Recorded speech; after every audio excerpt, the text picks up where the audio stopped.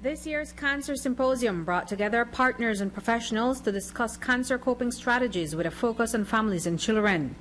At the helm is the Belize Cancer Society. They'll be speaking on the issue of cervical cancer, the HPV virus, family and cancer overall survivorship.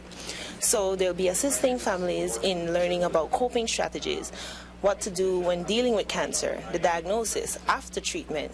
So when we come together as professionals, as individuals, we come together to learn.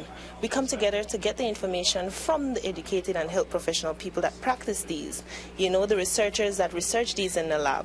So we look forward to events like these, where we can expand our knowledge base, we can learn more, we can discuss with each other and understand more what is happening in our country. And part of the information sharing is also about discussing the capability of our health system. If you're asking about the ability to diagnose, if we get it at an early stage, we can diagnose pathological lesions, and then we can do something about it.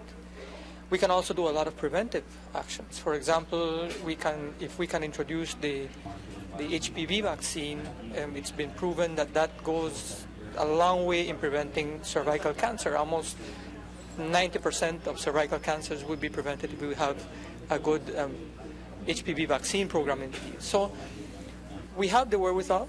There's a lot of things that we can do. Addressing cervical cancer is one of those things. After all, it is a disease that is treatable and preventable. Cervical cancer is one of those cancers that's a big taboo. People have a lot of stigma and discrimination surrounded by cervical cancer.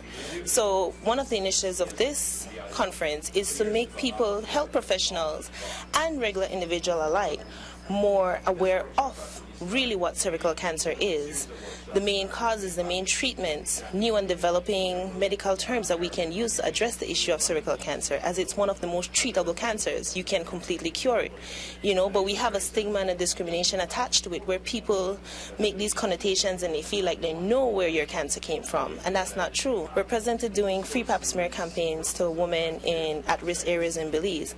So our symposium is the educational aspect of the project that we're running, and we have seen women coming out and addressing the issue of being checked for cervical cancer and HPV.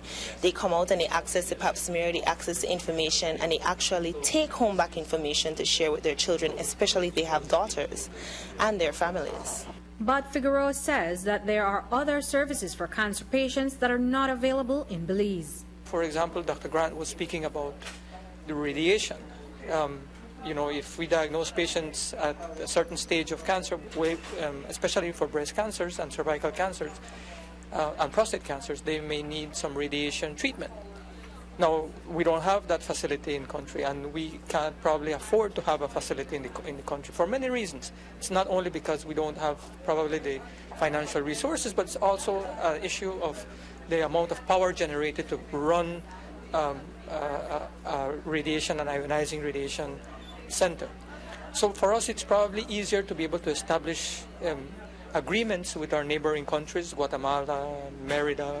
We have offers. We have people and centers that are offering to accept our patients. So we just need to go through the whole bureaucratic process of negotiating, accessing resources, and so on. And partnerships are critical. Many Belizean children must seek medical attention abroad, as Renaud explains. In Belize, we're seeing a lot of lymphomas and leukemias. So we find that a lot of our children are being affected by cancers, although we're not knowing the root causes of these cancers. So that's one of the levels that the Cancer Society hope to be raised to.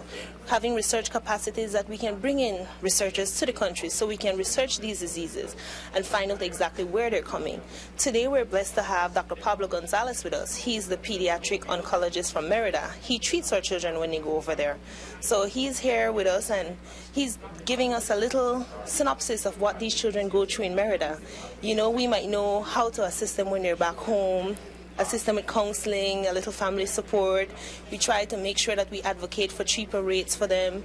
But what happens when they're in a strange country accessing treatment? He takes them as their own, and when they're over there, he makes sure they get housing, try to assist them, make sure that the fees aren't that high. So it's not only Belizeans that form a part of this cancer network, it's also international partners. Reporting for News 5.